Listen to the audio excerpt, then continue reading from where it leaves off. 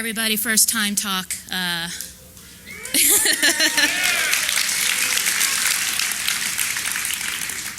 And I always thought that my first talk would be on some amazing bug that I found, but all my bugs are under NDA, unfortunately. So I'm here to talk about something else that I discovered not even working in InfoSec, but studying astronomy in college that stuck with me for several years, and now here we are to talk about its security implications.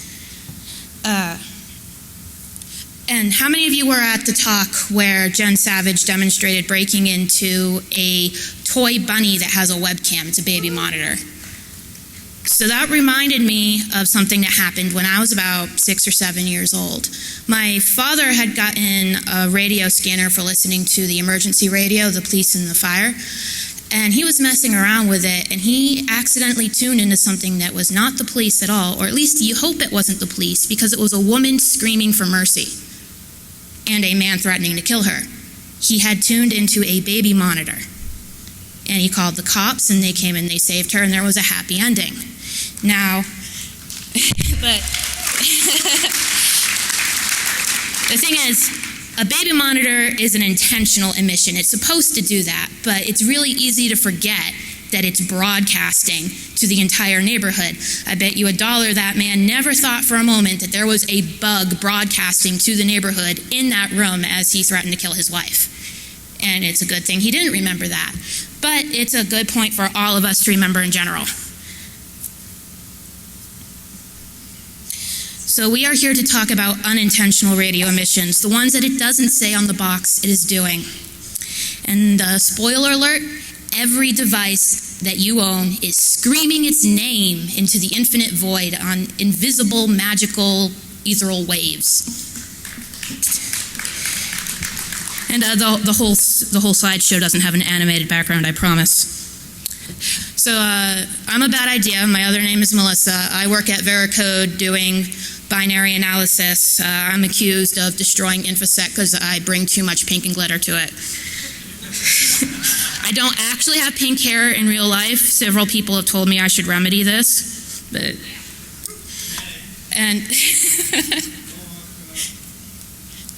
So what are we actually talking about? We're talking about how you, without any formal training or expensive equipment, can learn how to check what sort of noise your devices are generating. Radio emissions, they're magic. If you actually need to know how they work, talk to a physicist. I'm an engineer. But all of your electronics are naturally generating them. They're everywhere. They are filling the air. There are people who believe that they infiltrate their head and tell them to do bad things. That's an open question of science. Fortunately, we have an area in West Virginia reserved for them, the radio silent zone. A lot of people haven't heard of it. There's no cell phone towers. There are no FM music stations. There is nothing. It is a horrible place for a teenage girl to be. That's where I went to learn some about radio astronomy. I'll talk about that later. But let me tell you, 48 hours straight with no access to the internet at all. And these are the devices we're going to be using.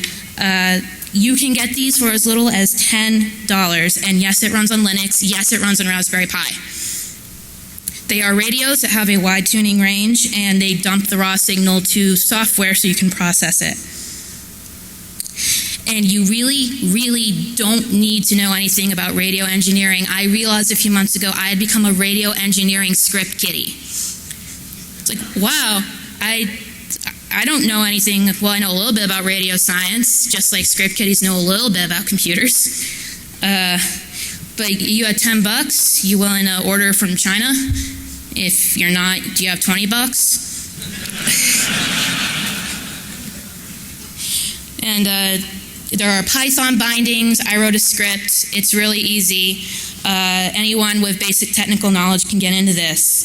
The chipset that I would recommend, it's called the RTL2832U, whatever, the RTL SDR. SDR stands for Software Defined Radio.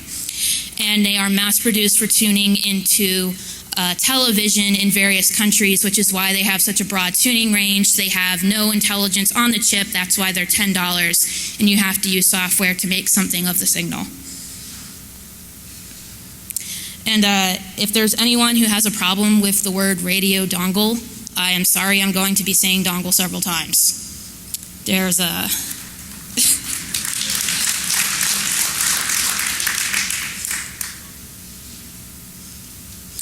These are what they look like on the inside. They're very simple. They're very easy to fry. May my first one rest in peace. It met its demise when I plugged it into an Android tablet after reading that you should use a powered USB hub between it and the radio because it doesn't have enough power. I said, what can go wrong? Tried it anyway. It's broken. So there are different models and they have different ranges, but in general they go from around 50, 60 megahertz all the way up to like 2.2 gigahertz. So this is a huge range and a huge value for a $10 radio that even a couple years ago this would not have been accessible without quite an investment. And the website you can bulk order them from, as I did, is called AliExpress. It's a little bit shady, but I've gotten all my packages so far. And they have a PAL female connector, by the way. Not very common in the States, but your Radio Shack should carry connectors if you want to plug in your bunny ears like Grandma used to have. And why do we care? Well, I think the NSA might care. You've heard of Tempest? That's real. Some people think it's not real. They've been doing this for decades. This is courtesy one Mr. Snowden. You might have heard of him. It says communications and other information that's not communication, such as equipment emanations. Maybe they have a secret different meaning they seem to for every other word, but I think that sounds like radio emissions of devices. It sounds like they're storing them. If anyone in the NSA would like to tell me differently, I'd be very glad to discuss that with them.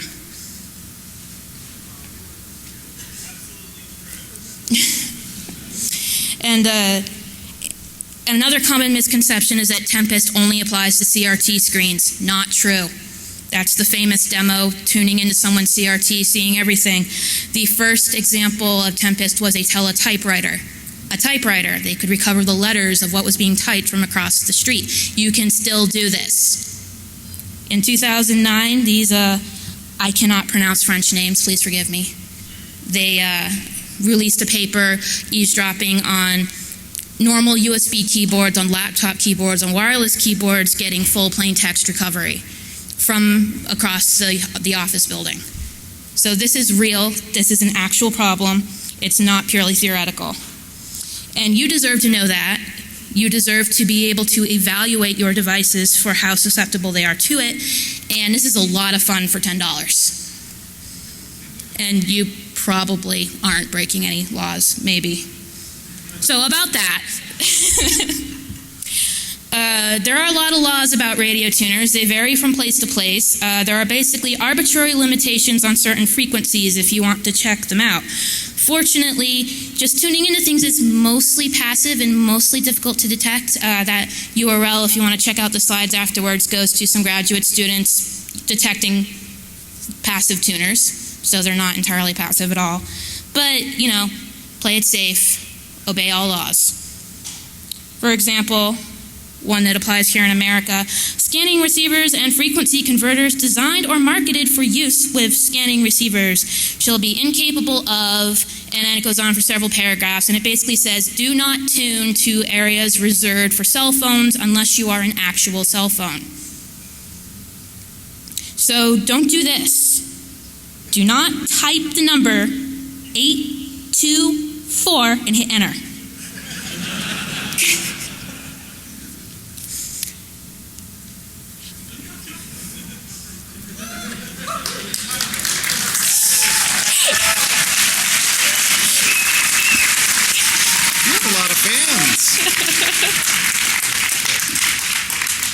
Get back in there. There we go. So we understand it's your first time speaking at DefCon? This is true. Oh. How would you like your Jack Daniels? I am afraid I cannot drink, sir. All right, somebody's... My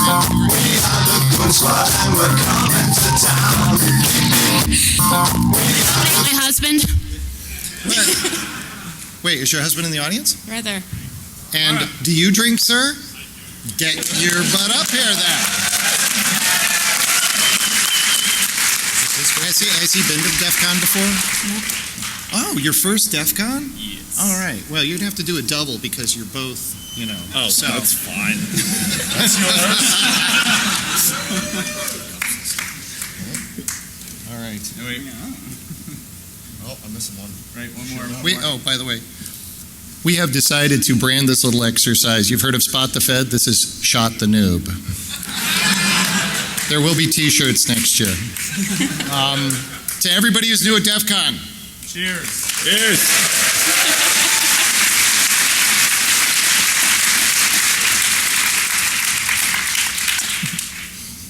Have a nice talk. Thank you, sir.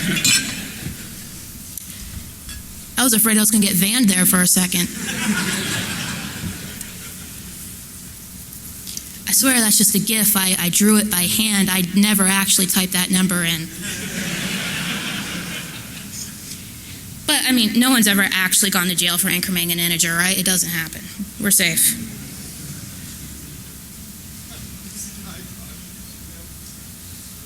So, I managed to go most of my life not knowing that my electronics were all leaking all of this signal that details what they're getting up to in their private little electronic lives. The reason I found out is because I went to play with this.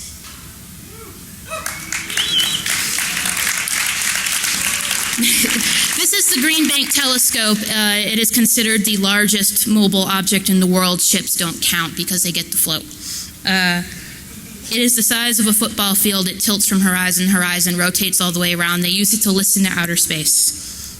And so the truth is they only let me play with the 40-foot dish, but I bet none of you have a 40-foot dish.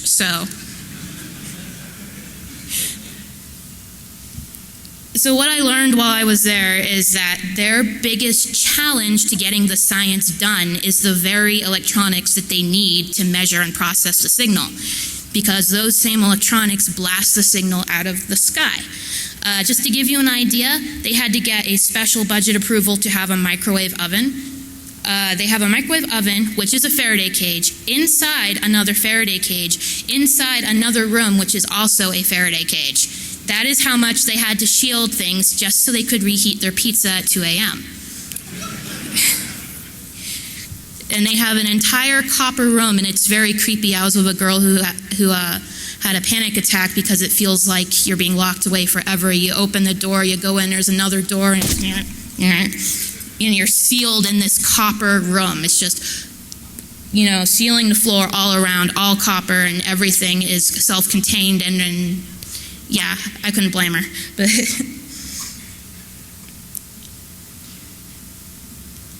and speaking of noisy electronics, I have brought my little friend. If you follow me on Twitter, you might have seen it before. This is the $50 netbook from China, which I caught on fire.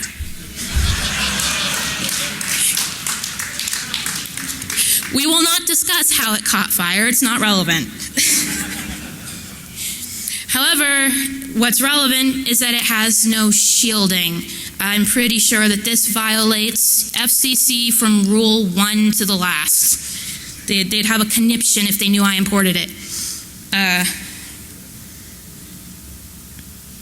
And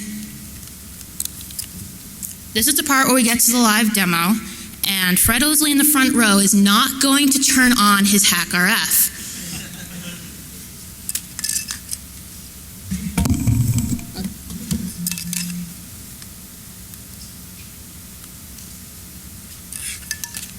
So I'm going to tune to an FM radio station. Let's see what's here in Vegas.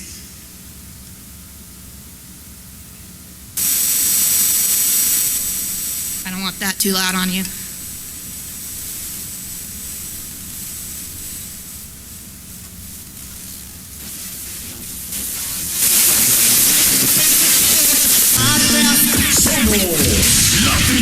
So that's what music looks like. 105.1.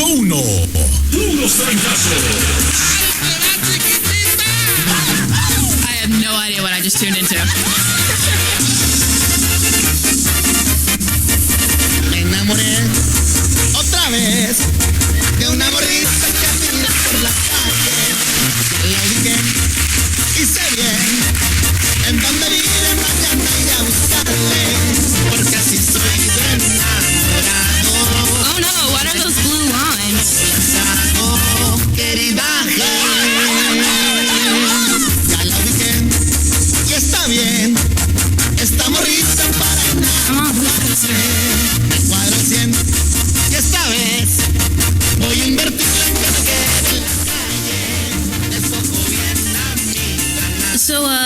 see all those little spikes that weren't there like a minute ago?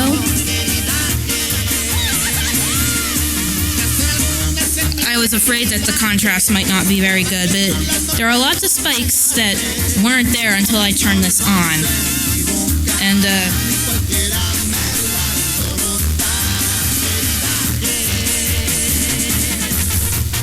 there, how's that? Those, if you zoom in, there is lots of natural jitter, but they are between 32 and 33 kilohertz apart. Does anyone know about anything that has a clock speed? How about an actual clock? So a real-time clock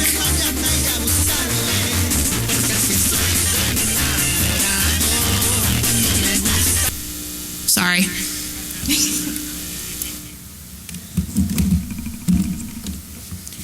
A real-time clock has a frequency usually of about 32.768, good round number. And I had to screenshot all of this because I was convinced I was going to set it on fire again, which didn't happen. However, I'm afraid the charger isn't working anymore as of about an hour ago when I plugged it into a strip I found lying around DefCon. So this may be the terrible laptop's last stand. So there's very zoomed in and not dancing around. So the real-time clock, that's probably what I'm picking up, and it just blasts its existence all over my FM radio stations. So okay, it has a real-time clock. That's amazing. Everything does. How about something a little more interesting? How do you look for interesting things your electronics are giving off? It's mostly guesswork. And a good place to start is by randomly multiplying numbers together, which worked out really well. So the screen on this little thing is a stunning 800 by 480. Pixels, they're 3 bytes, 8 bits, so that's 24 bits per pixel. They're being conveyed on a ribbon cable inside. If you add all those numbers up, you get about 9 megahertz. That's a little bit below what my radio could tune to, so I couldn't tune to see if there was anything there. But there's another factor, and that's the refresh rate. Come on. I don't actually know this thing's refresh rate. Windows CE 6, that is what this runs, does not report the refresh rate. It's Pirate Edition, by the way, I'm pretty sure. But I don't think I've ever seen an LCD lower than 60 or higher than 75, so that gives us, a range of about 150 megahertz to sift through. There are actually several places I can pick up the signal I'm going to show you, but I'm going to show you the one that I think is best.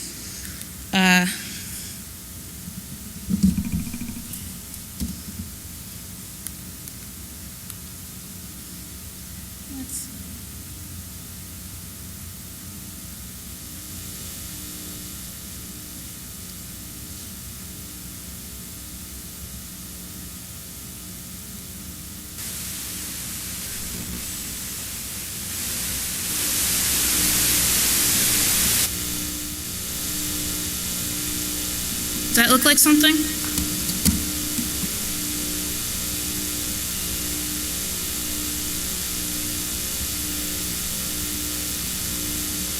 I'm logging in, I'm sure it's really secure. Oh, did it change? Unfortunately, this doesn't have a display port, so you're going to have to trust me. It was a very bland login screen, and now it has a very lovely Pokemon wallpaper.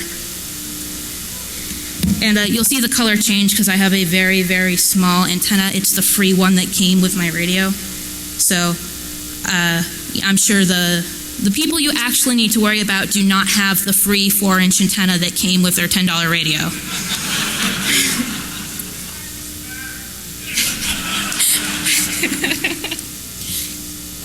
But I think I'm going to go do some word processing.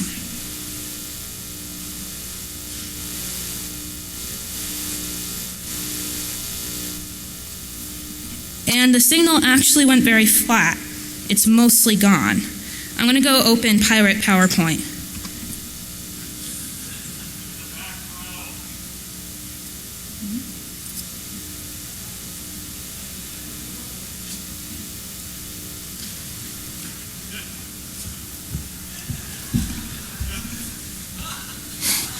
So, thank you. I do have other antennas, but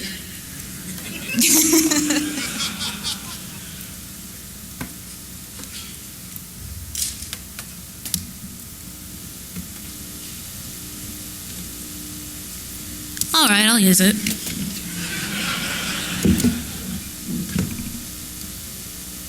You gave me one with a loose connector.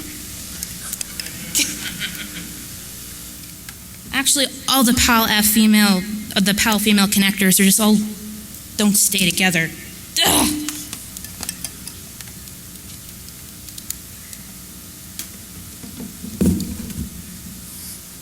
Good enough. But I have the word processor open. It's not very exciting. Mostly white screen.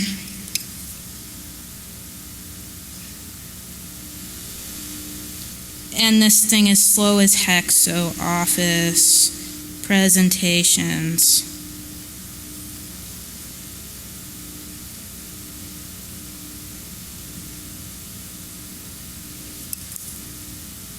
Yes, I would like to restore this. I may have cut the power.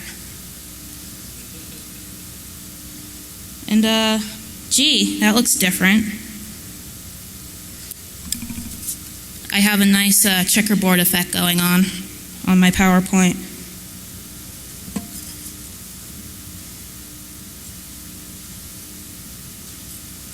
And now it's black because it's loading and the signal mostly goes away. And a presentation. You cheated me. So the touchpad on this thing is very treacherous. So treacherous, in fact, that it ruined one of my demos. I had found a frequency where you could hear the touchpad when you touch it. It goes bzz, bzz, bzz. Everything worked. Then I get here to Las Vegas and I double check. It's gone. I have no idea. I'm going to chalk it up to it being so dry. That's what seems to be the excuse for everything.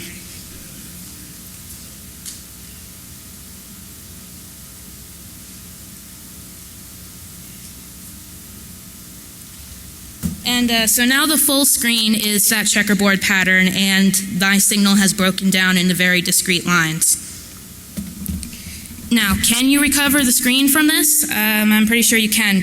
Unfortunately, my radio's sample rate is not very high. But again, I have a $10 radio.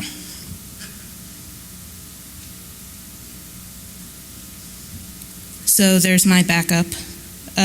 What we're actually seeing is the signal transitions on the cable that feeds the screen. I took this to one of my engineer coworkers at work. It's like, okay, how would you explain this? And he's like, oh, you're seeing when you get zeros and ones. That's why when the signal, it's all one color. Your signal practically goes away, especially like black. It's 0, 0, 0, 0, 0. Very exciting. And so very specific patterns will create very noticeable signal patterns. Oh, the screen went off, by the way. It's still there when the screen's off, as long as the computer's on, because I'm reading the cable that feeds to the LCD. And this was my best attempt at actually reconstructing the screen. Does that look like a checkerboard? I think it looks like a checkerboard.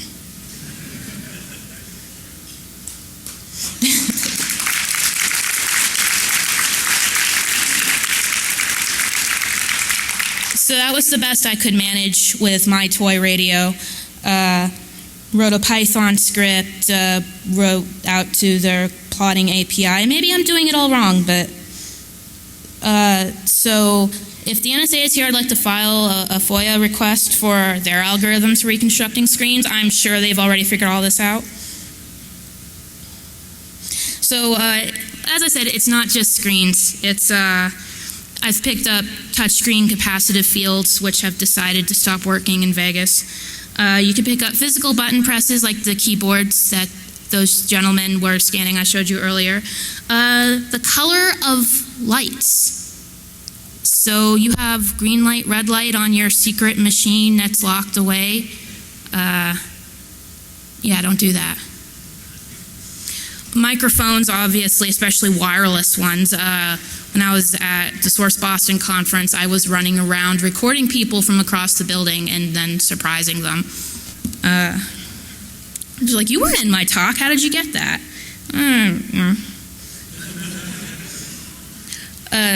You can sometimes pick up RAM.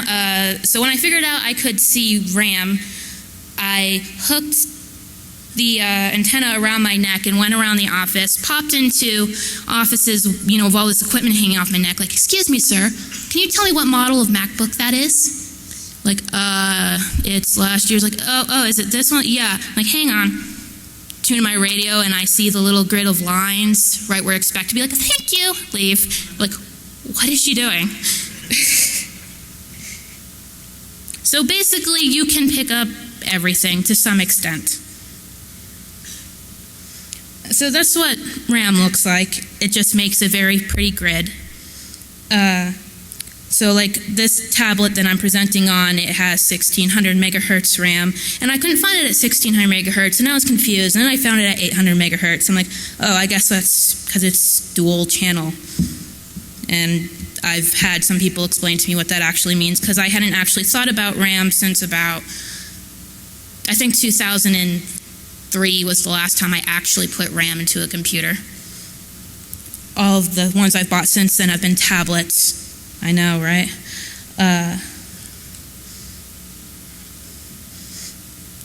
So this one is interesting because I don't actually know what's being picked up. This is my MacBook Air opening Chrome from when it hasn't been already opened and is in RAM. And it has like a zillion tabs. And I get these very interesting splorts from across the room.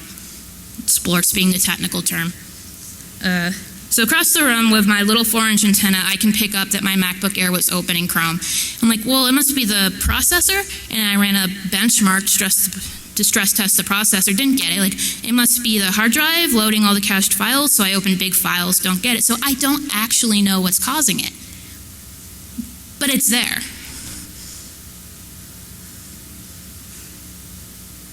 This is a microphone. I don't remember who this is. It might even be in this room now. But this was someone talking at Source Boston.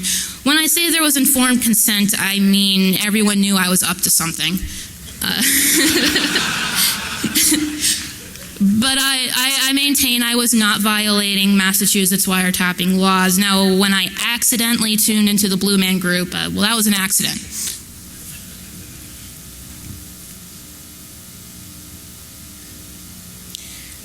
This is my iPhone. When I'm connecting to Twitter, I was able to find this telltale signal.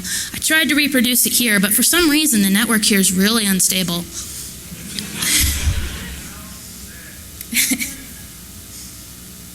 And then here's another view, not far from it, a few megahertz up, of my phone. I turned off the wireless, so it's forced at the 3G, connect to Twitter, and then for exactly the duration that little spinny icon was on my phone, this was on the air. So I could see when, an iPhone was actually downloading data. Now, hopefully, my 3G connection to Verizon is encrypted. If not, we need to talk. But even if it's encrypted, I can still see that it's happening. I can still see, oh, there's someone connecting over Verizon from a cell phone. So different types of devices can be profiled for their activity, and then after you know exactly what they do, you can detect them. You can see them through walls. You can triangulate them in 3D space, almost like they're radio transmitters that you're carrying, because they are. So it's trivial to distinguish when one of these machines is idle and when it's active. If you carefully study it, you can distinguish between different kinds of active states. An advanced adversary can probably very finely distinguish between active states. So what I've been carrying around the convention, an iPhone 4S, a Nexus 7, a Nintendo 3DS, a MacBook Air. Do you think anyone else here has exactly that combination of gadgets? If you do, we should probably be friends. So if someone knew exactly what my brand preferences are, and they could pinpoint me in the crowd, if they had all the equipment set up ahead of time, which is, again, we're talking about the adversary, the NSA. I mean China.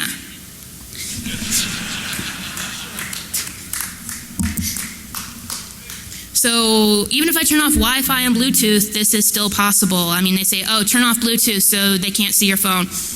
It helps. You're no longer screaming at the top of your lungs that your phone is there, but you're still saying, my phone is here. My phone is definitely here. And this has been proven to work in the real world. Now, this uses Wi-Fi because that's the same across all devices. It's a standard, and it's loud and reliable. This screenshot is of a system tracking people as they move through a store by following the Wi-Fi beacons that their phones are giving off. So the camera can correlate to the person by their phone's Wi-Fi signal. And this is, you may have heard on the news, Nordstrom trialed this, and then people actually found it kind of creepy when they found out, and they stopped. But it's implemented, it works.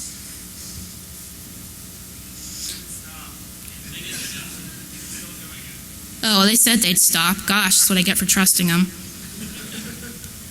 So this is why the paranoid types are like, take out the battery. Don't just turn off the phone, take off the battery, because they're worried about this sort of thing. So I'm going to take out the battery on my my iPhone doesn't have a removable battery. So what I can do is make like a shoplifter and get some booster bags. Not suspicious at all. You can find them on the internet labeled as like cell phone blockers, or some of them call them like cell phone etiquette wrappers because your cell phone won't ring during dinner. You can use tinfoil, but I found that grocery store tinfoil, I had to wrap it around like 6 or 7 times before my iPhone even lost its wireless signal. So I would recommend actually getting this stuff advertised for blocking this stuff. And then I will show you, you could use these radios to actually test that it's working and that they didn't just sell you shiny cloth. So what can you do?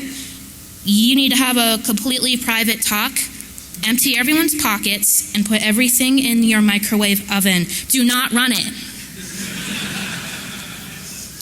And close the door. A microwave oven is not 100% effective, but it makes a pretty good difference considering it's $40 and you already have one, or 2, or 3. But they're only rated to shield you from certain frequencies enough so that it's not dangerous. However, it works pretty well. If you put an FM radio in and close the door, you should lose your signal and not hear the whatever that music was we were hearing. And snipping off the cable off the back of a microwave should improve its Faraday cage property slightly. I did not want to ruin my microwave and go get another one, so I did not actually test this, but it should work.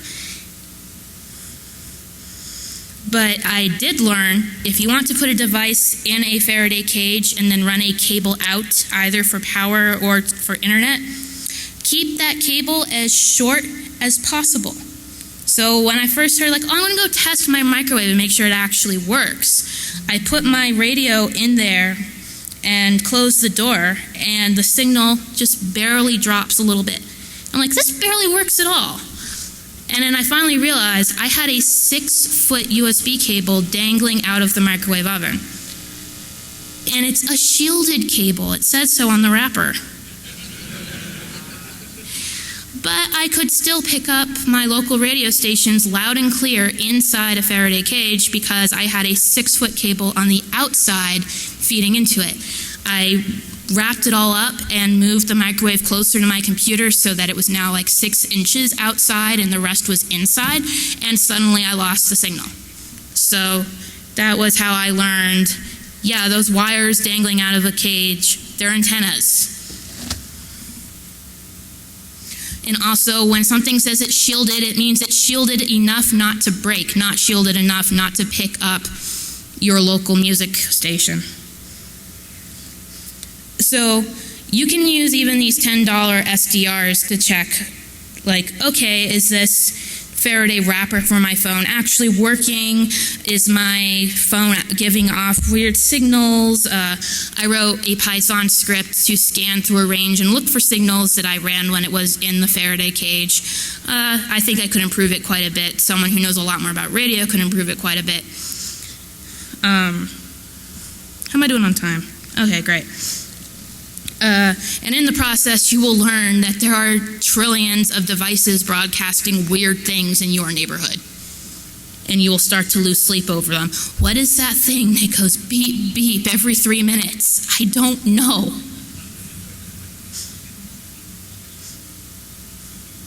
So this is what my highly scientific setup looked like. It says Science Station right on it. It's legit. So, you know, it's a microwave oven, a computer, and as little USB cable as possible. And if you're using Windows, I recommend you use the interactive program called SDR Sharp for this. For Macintosh and Linux, GQRX, I don't know what that stands for, if anything. The first one is probably GNU. After that, I'm lost. And these are based on the command line utilities, the RTL SDR library, and you can use those utilities directly or write things that use them, and they have pretty simple Python bindings that I was very pleased with. These links are all in the CD, at least I assume they are. I don't actually own a computer with a CD drive for about 5 years now.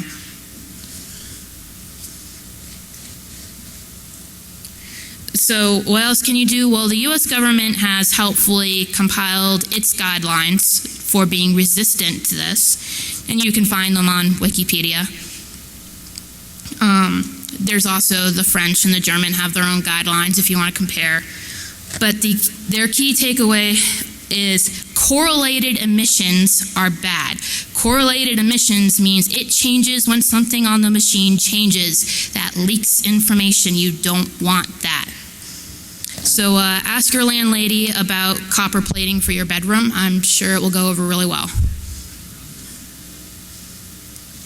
So my coworker said I had to throw in this story relating to LEDs.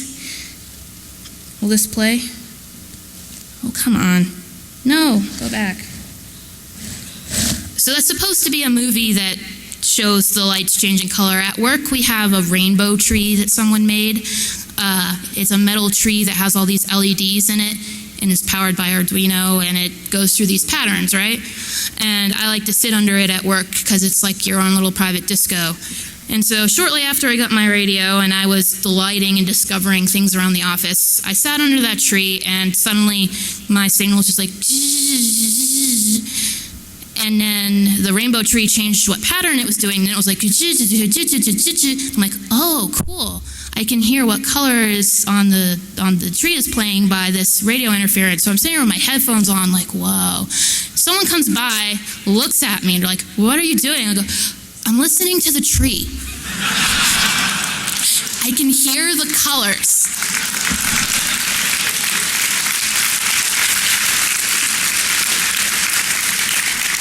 And like, she's finally cracked. We always knew she would. She's cracked. And so if this hasn't left you feeling a little more paranoid, I don't know what else I can say to scare you. So if security researchers all seem a bit twitchy, this is why, because we think about this stuff at 3 in the morning, like, oh no, what if they come for me? I accidentally tuned into the Blue Man Groups and radio, and that might have violated Massachusetts wiretapping law, and they're going to find me. It was really creepy, by the way, when I accidentally tuned into their performance group. I tuned into their walkie-talkies, and I didn't know who I had found at first. All I heard was, all right, Nancy, now stand there, get down on your knees, and hold that position. I'm like, what did I just hear? And then I figured out I was hearing their lighting group practicing, like, well, we need dramatic lighting at this spot, so go stand there and hold that weird position for 5 minutes. I was like, oh, okay.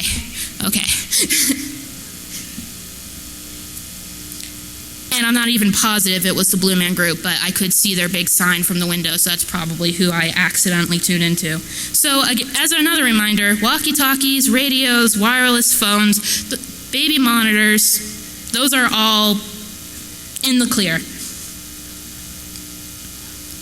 Police radio, usually in the clear. I heard some interesting things here the other night. That's not surprising at all. But those are all intentional emissions. They're supposed to do that, and people don't even remember that they're doing that. So people are not going to remember that their devices are leaking all this information. Journalists should take note. Whistleblowers should take note. All of you innocent people who never do anything illegal should take note. And you can take steps, very simple steps, wrap it in the foil, take these $10 radios and give it a spin, see what you can find, and you might even find something really interesting on a really good device that's effectively zero-day, It's someone down the street can get information leakage out of this device. Do we do CVEs for that? I don't even know. And I have brought with me a few of these radios because I got a whole crate of them from China for $100, and I don't plan on frying all of them, so I figured I should give a few away. I'll give one to the first person who comes up to me and tells me what my favorite color is. And I hear all of you shouting the wrong one.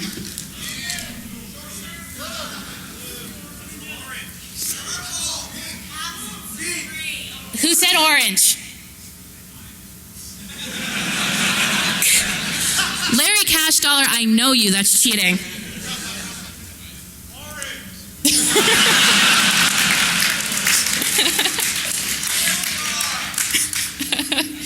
But I'm probably going to head across to the Q&A room if I can figure out where that is. I almost didn't find the speaker room earlier. I'm very good with maps. And maybe if you come and say something intelligent and thought-provoking, I will give you one of my radios.